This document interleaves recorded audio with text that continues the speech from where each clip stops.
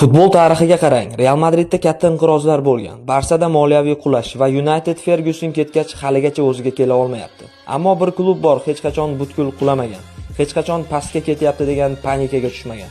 Bu Bavariya. Dunyodagi boshqa ko'plab klublarda futbol siyosati kimga bog'liq? Prezident, investor yoki murabbiyga. Ammo Bavariyada tizim shunchalik chuqurki, birgina shaxs ketishi bilan hech narsa o'zgarmaydi. Bunga sabab Mia San Mia falsafasi. Bu shunchaki shior emas, madaniy immunitet. Klubni sobiq futbolchilar boshqaradi. Mukammal moliyaviy model, nemischa intizom va uzoq muddatli strategiya. Bavariya o'zini klub emas, rekonstruksiya qilinadigan zavod deb ko'radi. Bir detal buzilsa, tizim uni darhol almashtiradi. Bavariya futbolni juda sodda tushunadi.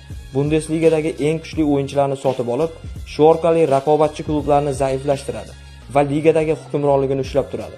Messi ketgach Barsa quladi. Ronaldodan so'ng Real 1-2 yil o'ziga kela olmadi. Fergyusondan keyin Unitedda ahvol og'irlashdi. Ammo Bavariyada deyarli bunday muammolar bo'lmagan.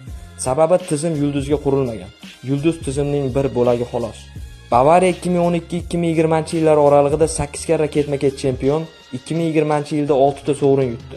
Biror marta katta qulash bo'lmagan. Inqiroz davri deb hisoblanganda ham ular 2-o'rindan pastga tushmagan. Futbolda bu imkonsizga yaqin ko'rsatkich.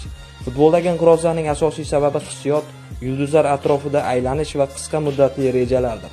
Ammo Bavariya hissiyot emas, tizim atrofiga qurilgan. Shuning uchun ular qulamaydi. Shuning uchun ular doim qayta tiklana oladi.